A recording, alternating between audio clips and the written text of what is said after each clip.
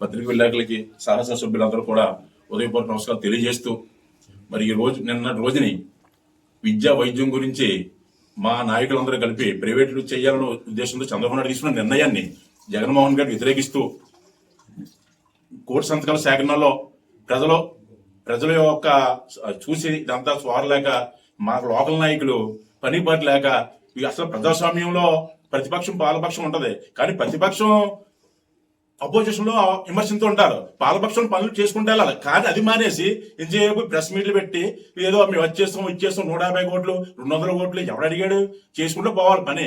ఇక్కడ జరిగే సమస్య ఏంటి? వైద్యం ప్రభుత్వం ప్రజలకు అందించాలంటే వైద్యం అందించాలంటే నిన్న కాకుండా ఉపరాష్ట్రపతి వెంకయ్యనాయుడు గారు కూటమి ప్రభుత్వం ఉంటూ ఏం చెప్పారు? విద్యా వైద్యం ఫ్రీగా ఉండాలి, విద్యని కొనుక్కోకూడదు అని చెప్పారు. ముందు కావాలంటే గూగుల్లోకి వెళ్ళి వెంకయ్యనాయుడు గారు ఏం మాట్లాడారో కూటమి నాయకులు చూసుకుంటే తెలుస్తున్నారు. మరి ఈ ఆర్డీఓ ఆఫీసు తీసుకురావడానికే ఇదేం చిన్న విషయం ఏం కాదు. గత ప్రభుత్వంలో తోట తిరుమతులు గారు కాంగ్రెస్ గవర్నమెంట్ లో నెక్కినప్పుడు ఒక గిఫ్ట్ కింద కిరణ్ కుమార్ రెడ్డి గారు ఇవ్వడం జరిగింది ఈ ఆర్డీఓ ఆఫీస్ ని. సుమారు ఈ ఆర్డీఓ ఆఫీస్ స్థాపించడానికి 8 మండలాలు కానీ ఒక మున్సిపాలిటీ ఉంటేనే కానీ రాదు ఇది. కానీ వచ్చిన తర్వాత దీన్ని మరి డీలిమిటేషన్ లో మొత్తం చంద్రబాబు నాయుడు గత ప్రభుత్వంలో జగన్మోహన్ రెడ్డి గారు ఏ నియోజకవర్గం ఏ పార్లమెంట్ కి ఒక జిల్లా కింద చేసి దీన్ని చేయడం జరిగింది. చేసిన తర్వాత చంద్రబాబు నాయుడు ఏదో దీన్ని కొరతలు పెట్టి దీన్ని ఏదో పెట్టి చేసుకొచ్చాడు. కోసుకొస్తే దానికి కమిటీ ఏదో ఉంది. కనీసం మన మంత్రి గారు దీనికోసం మాట్లాడతాం కానీ రామపురం నియోజకవర్గం గురించి ఆయనకు అవగాహన లేదు, లేకుండా ఏమీ చేయలేదు. చేయకపోతే మన ప్రతిపక్షాలు ఎప్పుడైతే మెండపేట మన ఆర్డీఓ ఆఫీస్ లో ఉందో ఆ మెండపేటనే జోగేశ్వరరావు గారు ప్రజలు మీరు ఎవరో రోడ్డు మీద రాకండి నేను చేస్తానని చెప్పి అతను ఆ 3 మండలాల్లో రాజమండ్రి తూర్పు జిల్లాలో కలుపుకోవడం జరిగింది. కనీసం ఆ రోజున నువ్వు మాట్లాడేవా నోరిచి? కనీసం అడగాలి కదా, మంత్రి కొండ తెలియాలి కదా నీకు. అది 2 మండలాలకి ఆర్డీఓ ఆఫీస్ ఉంటుందా? ఎక్కడన్నా అసలు 3 మండలాలకు ఉంటుందా? మినిమం అనుసరించే గురించి అది కూడా ఒకటి చెప్పాలా? 8వ తారీఖున ఇక్కడ మీటింగ్ పెట్టిన తర్వాత నువ్వు 10వ తారీఖున వెళ్ళి చంద్రబాబు నాయుడు గారు ఇచ్చావంటే ఎవడెళ్ళినా ఏ రిమండ్ ఇచ్చినా చేస్తాను చూస్తాను అంటారు. కానీ దాని స్పష్టమైన హామీ అది లేదు కదా. ఇకపోతే మనకి ఇక్కడ మన లోకల్లో కంచుమతి బాబురావు ఒక రాజ్యసభ సభ్యుడు చేస్తున్నారు, ఒక డిప్యూటీ సీఎం చేశాడు, లేకపోతే ఏమో మంత్రిగా చేసిన వ్యక్తి కొడుకుని నువ్వు రక్తం గురించి మాట్లాడుతున్నావు. ఎంత తప్పది? రాజకీయానికి ఇల్లులు లేవా? ఒక గౌరవం లేదా? ఇల్లులు లేవా గౌరవం లేవని అడుగుతున్నా నేను. అతను మనం రాంతపురం నియోజకవర్గానికే ఈ 3 పదవులు చేసిన వ్యక్తిని రాజ్యసభ సభ్యుడు చేసిన గౌరవంగా మాట్లాడుతూ పోయి ఆడు ఈడు ఈ రక్తాల గురించి మాట పెట్టిన తప్పు కదా అది. మేము 30 సంవత్సరాలు రాజకీయాల్లో ఉన్నాం, ప్రజలు వచ్చిన పని చేస్తున్నాం లేదా గౌరవంగా ఉంటాం, అవసరం వచ్చినట్టు మాట్లాడతాం. మరి ఎంత తప్పది అతను అలా మాట్లాడటం?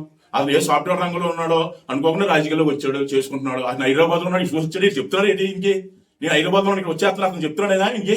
ఇక ఎలా తెలుస్తుంది అసలు? ఏంటి నోటుకొద్దు మాట్లాడుతున్నాను ఇంకా రాజకీయం. ఇకపోతే కౌన్సిల్లో వచ్చి మేము ఎన్ని కొబ్బరికాయలు కొట్టామంటాడు.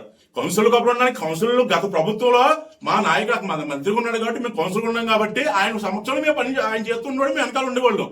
కానీ ప్రభుత్వం మారింది కాబట్టి అతను స్వచ్ఛంగా ఏం చేశారు? ఏమండి పార్టీలు ఎలక్షన్లో ఉంటాయి, మీరు అందరూ మనందరూ పనులు చేద్దాం, డెవలప్మెంట్ చేద్దాం అని చెప్పాడు కాబట్టి మేము కౌన్సిల్ తీర్మానం చేస్తాం అక్కడ. అంతేగాని ఈ రోజు కూర్చొని తీర్మానం చేయడం ముఖ్యమంత్రి వచ్చినా కూడా తీర్మానం జరగదు. ఎవరైతే మెజార్టీ పీపుల్ ఉన్నారో రామపురం టౌన్ లో పనులు చేయాలంటే కౌన్సిల్ తీర్మానం జరగాల్సిందే. జరగకుండా ఏ పని అవ్వదు అసలు. మేము ఇంటి కొబ్బరి కొట్టి ఎవరు కొడతారు కొబ్బరికాయలు? మేము తీర్మానం చేస్తున్నాం, మేము చేసిన పనులు కాబట్టి అవింది. మేము తీర్మానం చేయడం కొబ్బరికాయలు కొడతావా? మేము తీర్మానం చేయకపోతే మున్సిపాలిటీలో నువ్వు కొబ్బరికాయ కొట్టగలవా? మేము తీర్మానం చేస్తాను కదా మెజార్టీ పీపుల్ తీర్మానం చేస్తేనే అక్కడ పనులు అవుతాయి. ముఖ్యమంత్రి వచ్చి ఇక్కడ చెప్పినా కూడా పనులు అవ్వవు. ఇవన్నీ కూడా గవర్నమెంట్ లో భాగం. ఎన్ని ఈ నిరంతర ప్రక్రియ 150 కోట్లు అంటే వాళ్ళు వస్తాయి. ఏ నియోజకవర్గం వస్తుంటాయి, అలాగే పుష్కరాలు వస్తున్నాయి. అప్పుడు తోట 200 కోట్లు ఇచ్చారు. ఈ గుళ్ళు లాంటి అన్ని డెవలప్మెంట్ చేసి 150 కోట్లు వస్తున్నాయి. కానీ మేము ఆ డెవలప్మెంట్ చేస్తాం. అవన్నీ అవసరం లేదు, మాట చెప్పని పని లేదండి. నిరంతర ప్రక్రియ. ప్రభుత్వంలో డబ్బులు వస్తుంటే చేస్తుంటారు కదంటారా? అవునండి. పత్రిక కూడా మీరు కూడా చెప్పండి. ఇది ఎందుకంటే ప్రతిపక్షం పాలపక్షం ఉంటది. ప్రతిపక్షం వాళ్ళు అధికార పార్టీ వాళ్ళు చేసి పనులు మేము విమర్శిస్తూ ఉంటాం, దానికి సమాధానం చెప్పాలని బాధ్యత ఉంది.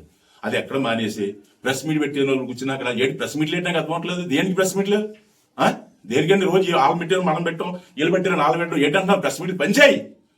ఈ రోజు ప్రజా దర్బారు పెట్టారు, 18 నెలలు అయింది. సచివాలయంలో అన్ని లాక్లెస్ ఉన్నాయి. బీసీఎస్సీ వాళ్ళకి 50 సంవత్సరాలు పెన్షన్ అని చెప్పారు. మీరు ఈ రోజు కానీ ఇచ్చారా? ఇవ్వలేదు. 60 సంవత్సరాల కానీ పెన్షన్లు ఉన్నాయా?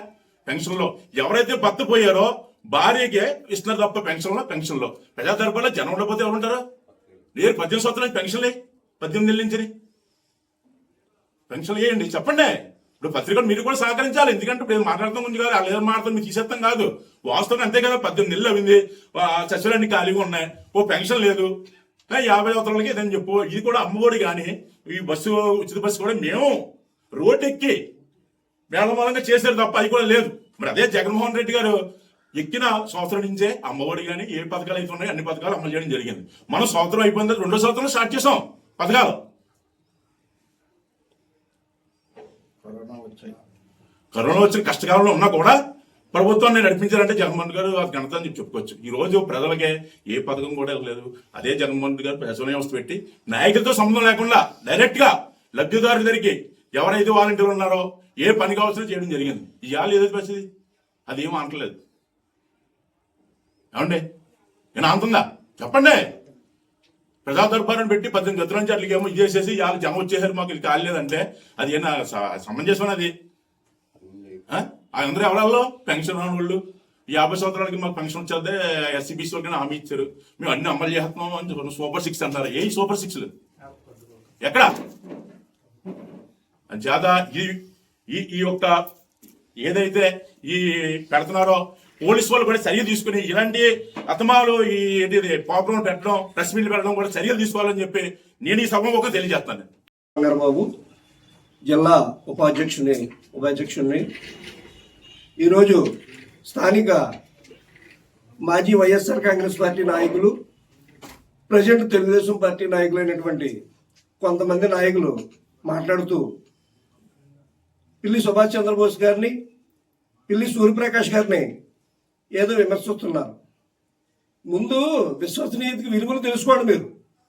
మా పార్టీ నాయకుడు విశ్వసనీయతకి మారిపోయారు పిల్లి సుభాష్ చంద్రబోస్ కుటుంబం. అది కూడా మీకు జ్ఞానం తెలియట్లేదు. మీడియా కనబడగానే ప్రాణాలను పేరెత్తారు, ఇష్టం వచ్చినట్టు ఎవరు పడితే వాళ్ళం. మీ అందరికీ కూడా ఇదే హెచ్చరిక. మీరు వైసీపీకి రాజీనామా చేసి వెళ్ళారా? అక్కడ ప్రెస్ మీట్లు ఇచ్చి ఏ నాయకుడైనా ఇప్పుడు తెలుగుదేశం సభ్యత్వం తీసుకున్నారా? ఏ సభ్యత్వాలు? ప్రతి 5 ఏళ్ళకి ఎన్ని సభ్యత్వాలు తీసుకుంటారు మీరు? సిగ్గుండాలి. మా నాయకుడిని విమర్శించే ముందు మా నాయకుడు పార్టీ కోసం, వైఎస్ఆర్ కాంగ్రెస్ పార్టీ కోసం, నమ్మకం కోసం తన పార్టీకి పదవికి రాజీనామా చేసి వైఎస్ఆర్ కాంగ్రెస్ పార్టీలో జాయిన్ అయిన గొప్ప వ్యక్తి పిల్లి సుభాష్ చంద్రబోస్. అలాగే విశ్వసనీయ కట్టుబడిన పార్టీలో ఉన్న వ్యక్తి పిల్లి సుభాష్ చంద్రబోస్ గారు. అలాంటి వ్యక్తి ప్రెస్ మీట్ ఇస్తే, మీటింగులు పెడితే సూర్యప్రకాష్ గారిని విమర్శిస్తారా? గెజిట్లకి విలువ గెజిట్టేడు తెలియదు మీకు. మీ నాయకుడికి మీకు కూడా ఏం మాట్లాడుతున్నారో ఏం చెందుతున్నారో కూడా మీకు తెలియట్లేదు. మీలాంటి చిల్లర జనాలందరినీ ఆ మంత్రి గారి దగ్గర పెట్టుకొని పాపం ఏదో అనుకుంటున్నాడు. మీ సంగతి మంత్రి గారికి తెలియదు పాపం. ఈ ప్రెస్ మీట్ ప్రకారం మంత్రి గారికి చెప్తున్నాను, అయ్యా ఇలా గతంలో ఒక ఆయనకి వీళ్ళు ఎలాంటారంటే తీర్థాలకి దేవుడి విగ్రహం నిలబడి చిల్లర దండుకునే రకాలు ఇలా అదనడం. ఆ నిమజ్జనం టైం అయిపోగానే నిమజ్జనం చేసేస్తారు. గోదావరిలో ఒకళ్ళు, కోడిపల్లి గోదావరిలో ఒకళ్ళని ఇలాంటి వాళ్ళు నమ్ముకుని రాజకీయం చేస్తే మిమ్మల్ని గతంలో ఒక ఆయన కలిపేశారు రాజమండ్రి గోదావరిలో, మిమ్మల్ని కూడా కోడిపల్లి గోదావరిలో కలిపేస్తారు వాళ్ళు. వీళ్ళేమో మా నాయకుని విమర్శించడమా? అక్కడ ఉన్న ఏ ఒక్కడికి కూడా పిల్లి సూర్యప్రకాష్ గారు కానీ, పిల్లి సుభాష్ చంద్రబోస్ గారు కానీ, వైఎస్ఆర్ కాంగ్రెస్ పార్టీ కార్యకర్తలు కానీ ఏ ఒక్కడో అనడానికి సరిపోవడం. మీకు ఇదే ప్రెస్ మీట్ ద్వారా అడుగుతాను. మా నాయకుడు పిల్లి సుభాష్ చంద్రబోస్, పిల్లి సూర్యప్రకాష్ మేము బతుకున్నంత వరకు మీరు చెప్పండి దమ్ముంటే మీ నాయకుడు వాసుదేవుడు సుభాష్ అని దమ్ము లేని నెక్స్ట్ టికెట్ ఎవరికి వస్తుందో తెలియదు మీకు. జనసేనతో జనసేన పోతారు, బీజేపీతో బీజేపీ పోతారు. మీరా విశ్వసనీయత గురించి మా నాయకుడు విమర్శించే స్థాయి కాబట్టి ఇదే ఫైనల్ వార్నింగ్ మీ అందరికీ కూడా. 2.0 ఎలా ఉంటుందో చూపిస్తాం మేము. సమరం ఇప్పుడు మీ ఇదిలో ఉండదు, మా ఇదిలో కూడా వస్తుంది. గుర్తు తెలుసుకుని పథకండి అందరూ కూడా. ఏదో అనుకుంటున్నాను మళ్ళీ మా నాయకుడి విషయంలో కానీ ఏ విషయంలో కానీ మీరు మాట్లాడినా దీనికి రెట్టింపు కౌంటర్ ఉంటుంది మీకు ప్రతి ఒక్కరికి కూడా. కాబట్టి నా పేరు యనమదల శ్రీనివాస్, రామచంద్రపురం నియోజకవర్గ వైఎస్ఆర్సీపీ గ్రీవెన్సల్ అధ్యక్షుడిని. నిన్న ప్రెస్ మీట్లో కొంతమంది మా నాయకుడు సూర్యప్రకాష్ గారి గురించి మాట్లాడడం జరిగింది. మా నాయకుడి గురించి మాట్లాడే స్థాయి నీకుందా? కంచుముత్తు బాబురావు అలియా సెల్ఫీకే నీ స్థాయి ఏమిటి? పూటకో పార్టీలో తిరిగే నువ్వు మాట్లాడుతున్నావు. గత సంవత్సరంలో కోడి పందాలు 25 లక్షలు ప్రజల సొమ్ము కాజేశావు. మరలా కోడి పందాలు వచ్చే సమయం వచ్చింది కాబట్టి నువ్వు మాట్లాడుతున్నావు. మాట్లాడుకో. మా నాయకుడు సూర్యప్రకాష్ గారి గురించి మాట్లాడితే వెండి తీస్తాం. నీ స్థాయి మా నాయకుడిని విమర్శించే స్థాయి కాదు. నీ స్థాయికి నేనే ఎక్కువ. అది మర్చిపోకు. నీ స్థాయికి నేనే ఎక్కువ. నీ రక్తం, నువ్వు రక్తం కోసం మాట్లాడుతున్నావు. ఆ రక్తం సర్పంచ్ నుంచి రాజ్యసభ వరకు పెరిగిన రక్తం. అంటే గల్లీ నుంచి ఢిల్లీ దాగిన రక్తం. నీ రక్తం ఏమిటి? దోచుకోవడం, మోసం చేయడం, సెటిల్మెంట్లు చేయడం, పార్టీలు మారడం, కులాల్లో చిచ్చు పెట్టడం, దొంగలకు సపోర్ట్ చేయడం. నువ్వు మా నాయకుల కోసం మాట్లాడుతున్నావు. ఖబర్దార్, జాగ్రత్త, బెండు తీస్తాం. రామచంద్రపురం ప్రజలకు తెలుసు నీ కోసం, నీ రక్తం కోసం మాట్లాడుతున్నాం. నువ్వు వేడుకొండ లాంటి వాడివి. నీ పొట్టలన్నీ తిరిగి పురుగులే. మళ్ళీ మరలా మా నాయకుడు సూర్యప్రకాష్ గారి కోసం మాట్లాడితే చాలా చాలా విరుద్ధంగా ఉంటుంది. ఖబర్దార్ కంచుముత్తు బాబురావు, ఒళ్ళు దగ్గరట్టుగా మాట్లాడు. రాజకీయాల్లో మాట్లాడినప్పుడు హుందాగా మాట్లాడుతూ నేర్చుకో. ముందు గౌరవంతో నేర్చుకో. మా నాయకుడు హైదరాబాద్లో ఉన్నాడు అంటున్నాం. మరి మీ నాయకుడు రోజు నారా లోకేష్ హైదరాబాద్ నుంచి రావట్లేదా? మీ నాయకులు, మీ కూటమి నాయకులు, మరి దానికోసం మాట్లాడినా నేను. నువ్వు ఏకొచ్చిందో మాట్లాడకు. నీ మాటలు వెనక్కి తీసుకో. మేము మాట్లాడవలసి వస్తుంది. మేమేం పొరుగు నుంచి రాలేదు. మాది ఈ రామచంద్రపురం పుట్టాం. చిన్నప్పటి నుంచి నీ స్థాయి ఏంటో తెలుసు, నీకు నా స్థాయి ఏంటో తెలుసు. మళ్ళీ మా నాయకుడి కోసం మాట్లాడితే సరికాదని నువ్వు మాట్లాడిన మాటలు కూడా వెనక్కి తీసుకోవాలని నేను మరీ హెచ్చరిస్తాను. పాత్రికేయ మిత్రులందరికీ కూడా నా నమస్కారాలు. నా పేరు పెంకే వీరరావు, మాది పందులపాలెం గ్రామం, రామచంద్రపురం మండలం. మరి వైఎస్ఆర్ కాంగ్రెస్ పార్టీ ఆధ్వర్యంలో ఈ నియోజకవర్గ కోఆర్డినేటర్ పిల్లి సూర్యప్రకాష్ గారి అధ్యక్షతన మొన్న అఖిలపక్ష సమావేశం ఒకటి ఏర్పాటు చేయడం జరిగింది. దేని గురించి అంటే, డివిజనల్ ఆఫీసులన్నీ 2 మండలాలకే ఉంచరు, ఈ నియోజకవర్గంలో డివిజనల్ ఆఫీసులు ఉండాలి అనే ఉద్దేశంతో అఖిలపక్షాన్ని ఏర్పాటు చేసి పార్టీ తరఫున మేము పోరాటం స్టార్ట్ చేసాం. దాని మీద ఇప్పుడు కొంతమంది వ్యక్తులు కొన్ని ప్రెస్ మీట్లు ఇస్తున్నారు. సూర్యప్రకాష్ గారు అలా చేయకూడదు, ఏం తెలియదు, అలా ఇలాగని చెప్పేసి. నేను నిన్న ఒక వ్యక్తి ప్రెస్ మీట్లో ఏమంటాడంటే, బోస్కర్ ఫ్యామిలీ గురించి మరి మీరు ఎప్పుడైనా ఎవరికైనా రూపాయి సాయం చేశారా అని చెప్పేసి అడుగుతున్నాడు. దానికి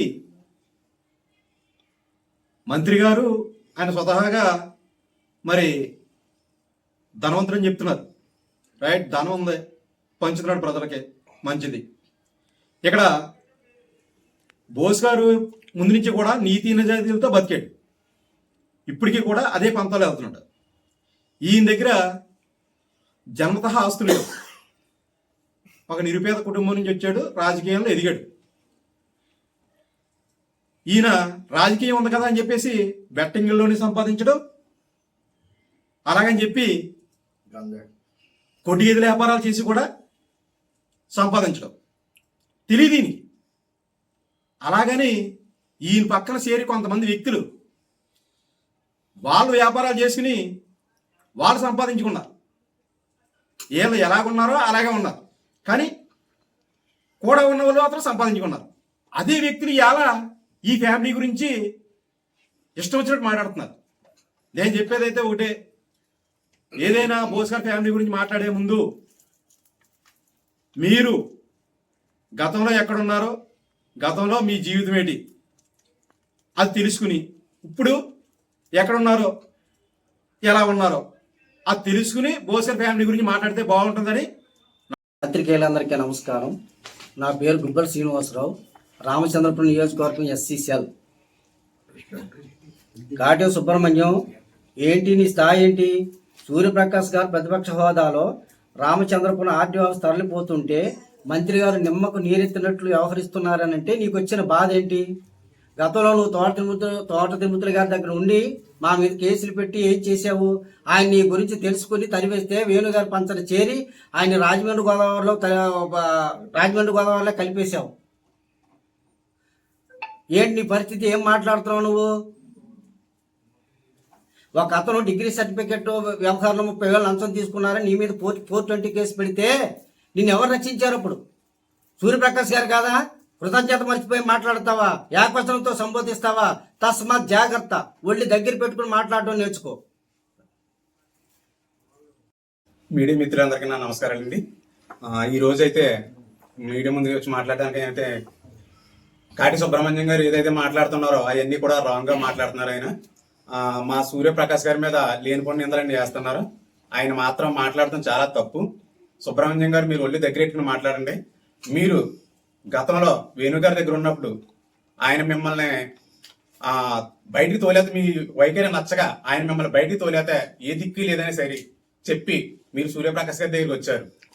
వచ్చి ఆయన కాళ్ళు పట్టుకుని నాకు ఎవరో దిక్కు లేదు సార్ మీరే దిక్కని ఆయన కాళ్ళు పట్టుకుంటే మిమ్మల్ని చూసుకున్నారు. అలాంటిది మళ్ళీ సూర్యప్రకాష్ గారిని తిట్టి మళ్ళీ నువ్వు బయటికి పోతాం నీ ఎంతవరకు కరెక్ట్?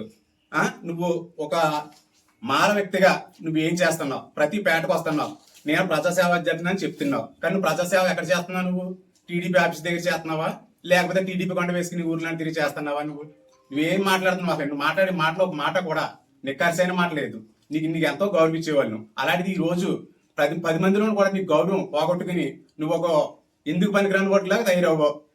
ఇది మేము చెప్పవలసింది ఏంటంటే నీ స్థాయికి తగ్గగా నువ్వు మాట్లాడతాం మంచిది. అలాగే నువ్వు మా సూర్యప్రకాష్ గారిని కానీ సుభాష్ చంద్రబోస్ గారిని కానీ నువ్వు అనే స్థాయి నీకు ఇంకా లేదు, రాదు కూడా.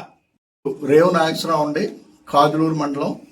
నేను ప్రచార కమిటీ, మన రామచంద్రపురం నియోజకవర్గం వైఎస్ఆర్సిపి. మరి మొన్న కాటే సుబ్రహ్మణ్యం గారు ప్రెస్ మీట్ పెడుతూ ఆయనకి ఇది ఒకటే కొత్త కాదు, ఇలాంటి ప్రెస్ మీట్లు చాలా పెట్టాడు ఆయన, అన్నిటికి కూడా కౌంటర్ ఇచ్చాం మేము.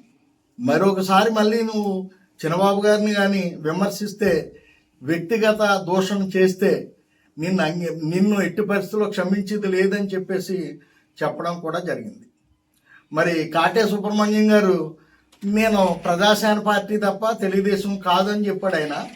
మరి మొన్న ఎమ్మెల్యేగా పోటీ చేస్తూ ఆయన ప్రజాసేన తరపునే 11 ఓట్లు వచ్చాయి ఆయనకి.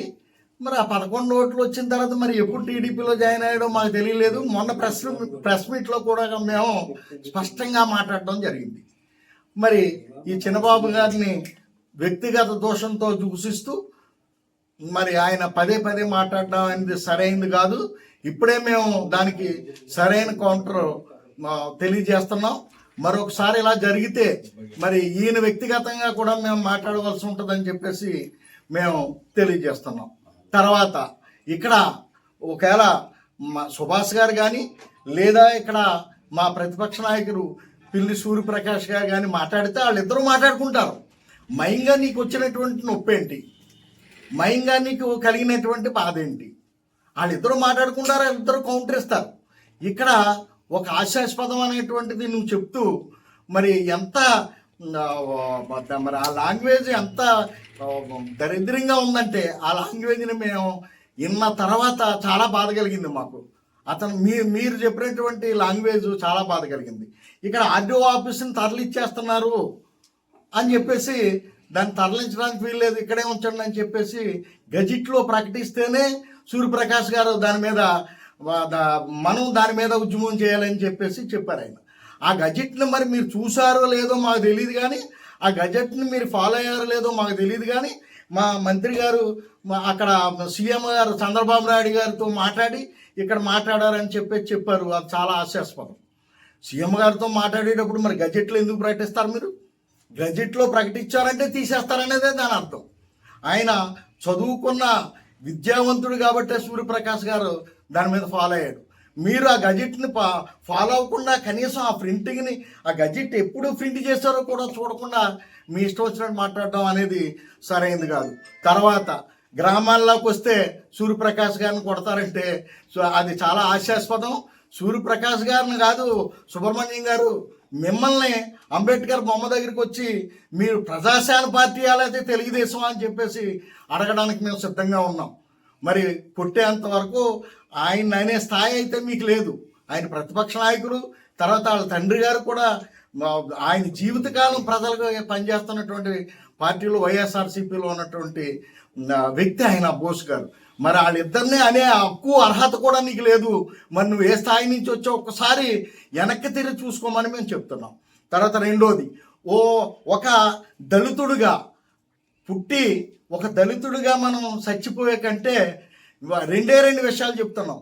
ఇవాళ మన ఆంధ్రప్రదేశ్లో మాలలు ఎవరు ఇంగ్లీష్ చదవడానికి వీల్లేదని ఇంగ్లీష్ మీడియం తొలగించాడు ఇదే చంద్రబాబు నాయుడు. నీకు దమ్ముంటే ఆ టీడీపీని వదిలేసి పక్కకు వచ్చేయి. దళితుల అభ్యున్నతి కావాలంటే ఇంగ్లీష్ మీడియం పెట్టమని చెప్పు. రెండోది, ఇవాళ కోట్లాది రూపాయలతో అంబేద్కర్ బొమ్మని విజయవాడలో వైఎస్ రాజశేఖర రెడ్డి గారు నిర్మిస్తే దానికి ఈవేళ అక్కడ నీ చంద్రబాబు నాయుడు గారు కనీసం క్లీనింగ్ కూడా చేయట్లేదు అంబేద్కర్ బొమ్మని. అక్కడ అంబేద్కర్ బొమ్మని నిర్వీర్యం చేయాలని, రాజధాని నడిబొట్లో అంబేద్కర్ వారు ఉండకూడదని అన్టచబిలిటీ చూపిస్తున్నటువంటి ఈ చంద్రబాబు నాయుడు అంటకాగుతూ ఇక్కడ నువ్వు మాట్లాడటం అనేది సరైనది కాదు. నువ్వు అంబేద్కర్ ఇష్టమే అయితే రిజైన్ చేసి బయటికి రా. మేము ఛాలెంజ్ చేస్తున్నాం. ఇవాళ అంబేద్కర్ని అవమానపరుస్తుంది టీడీపీ పార్టీ అక్కడ, అది విజయవాడలో. అది నీకు తెలియట్లేదా అసలు? కనీసం అది నీ కళ్ళు కానట్లేదా అని కూడా చెప్పేసి మేము చెప్తున్నాం. మరి ఈ ఇంగ్లీష్ మీడియం విషయంలోనూ అలాగే అంబేద్కర్ విషయంలోనూ కించపరుస్తున్నటువంటి టీడీపీని వెంటనే విడనాడి నువ్వు బయటకు వస్తావని చెప్పేసి నీకు పదే మేము హెచ్చరికలు జారీ చేస్తున్నాం. లేదు నేను అందులోనే ఉంటానంటే అసలు నువ్వు దళితుడివే కాదు అని చెప్పేసి మేము తీవ్రంగా హెచ్చరిస్తున్నాం.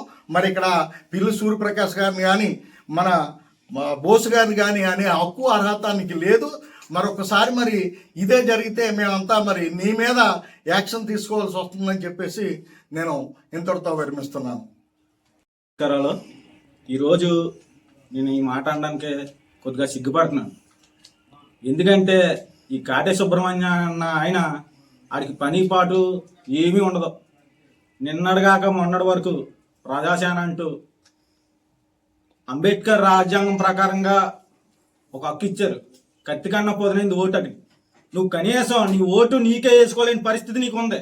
నువ్వు కూటమికి ఓటు వేసావా? నువ్వు ఎమ్మెల్యే క్యాండిడేట్వి, నీకు నువ్వు ఓటు వేసుకున్నావా? అదొకసారి నాకు చెప్పు. నీకులాంటి వాళ్ళు ఏమంటారంటే ప్రజలు వాళ్ళు కూడా సిగ్గుపడతారు. నీకులాంటి వాళ్ళు కొజ్జలు అంటారు. కొజ్జలు మళ్ళీ చెప్తున్నాను, కొజ్జలు అంటారు. ఈ మాట నేను ఎందుకు అంటున్నానంటే నువ్వు నిజంగా చిత్తశుద్ధిగా కానీ ఉంటే నీకు భిక్ష ఏ పార్టీ పెట్టింది? నీకు డైరెక్టర్గా ఇక్కడ పదవి ఇచ్చింది వైఎస్ఆర్ పార్టీ. ఆ రోజు అమ్మ పాలు తాగి నువ్వు తల్లి రొమ్మును గుద్దినట్టు ఈరోజు మళ్ళీ మా దగ్గర భావభాగ్యాలన్నీ అనుభవించి ఈరోజు పాపం కొత్తగా వచ్చారు సుభాష్ గారు. ఆయనకి తెలీదు నువ్వు త్రిమూర్తి గారిని వాడావు, బోస్ గారిని వాడేసావు, అందరూ అయిపోరు. పాపం ఈయనకి తెలీదు. పాపం మినిస్టర్ గారికి నిజంగా పార్టీ జెండా మోసిన తెలుగుదేశం కార్యకర్తలతో మాట్లాడితే మేము ఇంకా సంతోషించాం. నీకులాంటి కొజ్జాలతో మాట్లాడుతున్నందుకు మేము నిజంగా సిగ్గుపడుతున్నాం. మళ్ళీ కానీ ఇదే కానీ రిపోర్ట్ అయితే మళ్ళీ నీకు ఇదే హెచ్చరించడం గుర్తుపెట్టుకో. నీకు ఖచ్చితంగా 2.0 ఉంటది. నీకు సంస్కారం ఉంది కాబట్టి మాకు ఇంకా తక్కువ చేసి మాట్లాడుతున్నాం. నువ్వు గుర్తుపెట్టుకో కాటే సుబ్రహ్మణ్యం, నువ్వు గుర్తుపెట్టుకో. నీకు దమ్ముంటే రా. ఏ పార్టీ నీకు ఎంత చేసిందో మేము తేలుతాం రా. ఆ రోజు ఇదే సూర్యప్రకాష్ గారిని కాల్ అట్టుకున్నావు నువ్వు, దానికి మేము సాక్ష్యం రా, తేలుద్దాం. అంతేగాని ఎవడో ఇలాంటి కొజ్జ మాటలు మాట్లాడుకో. నీకు దమ్ముంటే తేలుద్దాం దా. నువ్వు ఎక్కడికి రమ్మంటే అక్కడికి వస్తాం దా, మేము తేలుస్తాం. అంతేగాని పూటకొక వ్యాసం రోజుకొక మాట మార్చావా మళ్ళీ చెప్తున్నావు. గుర్తుపెట్టుకో, ప్రతిదానికి సమాధానం చెప్పే రోజులు వచ్చేసినాయి. ప్రతి ఓడలో దళిత ఓడలో నేను తొవ్వురు కొట్టే రోజులు వచ్చినాయి. గుర్తుపెట్టుకో. నీ స్థాయికి మించి మాట్లాడుకో. నీ స్థాయి ఏంటి అది గుర్తుపెట్టుకో. అంతే తప్ప నువ్వు ఏదో మైకుల ముందు వచ్చేసాం ఏదో మాట్లాడేసాం అంటే అది ఎప్పటికీ చెల్లుబాటు అవదు. నువ్వు రా, బయటికి రా, నీ పరిస్థితి అంటే నువ్వే తేల్చుకో. అంతే తప్ప నువ్వు నిజంగా ఇలా గుండెల మీద చేసుకుని నా ఓటు నేను వేసుకోలేదు, నేను అమ్ముడు పోయే కుక్కను నేను అని చెప్పు. లేదు నా ఓటు టీడీపీకి వేసాను అని చెప్పు. టీడీపీకి ఓటు వేసినాడు మాట్లాడాలి అంటే నీ ఓటు నువ్వు వేసుకోలేదు కదా. అక్కడ నీ ఓటు నువ్వు వేసుకున్న రోజు నువ్వు మాట్లాడాలి. నువ్వేమో టీడీపీకి ఇప్పుడు ఇలా కొండ వేసుకుని మాట్లాడితే ఎవరో చీ అంటున్నారు నిన్ను, ఖచ్చితంగా చీ అంటున్నారు. ఒకసారి బయటకు వచ్చి తిరుగు, తెలుస్తుంది. అంతే తప్ప నువ్వు ఏదో చేద్దాం ఏదో చెందేద్దాం బురద మీద నీకులాంటి వాడి కోసం ప్రెస్ మీట్ పెట్టడం కూడా వేస్ట్. బురద మీద నువ్వు బురదలాటోడివి నీ మీద మేము నేను గొప్పని చేస్తాం మేము. ఇంకానే నువ్వు నోరుంది కదా ఏదన్నా మాట్లాడైతే గుర్తుపెట్టుకో, నీకన్నా గొప్పగా మాట్లాడగలవు. నీకన్నా నువ్వు బూతులు తిడితే మాకేం మంత్రాలు రావు, నీకన్నా ఎక్కువ మాట్లాడగలవు. నువ్వు డిగ్రీ చదువు, ఒక 10 మందికి విద్యా సంస్థలు నేర్పుతున్నావు. ఇదేనా నువ్వు నేర్పే సంస్కారం? ఇదేనా? ఖచ్చితంగా రాను రోజుల్లో ఖచ్చితంగా నీకు గుణపణం ఉంటుంది. జగన్ 2.0 నీకేంటో త్వరలోనే చూపిస్తాం, గుర్తుపెట్టుకో. జై భీమ్.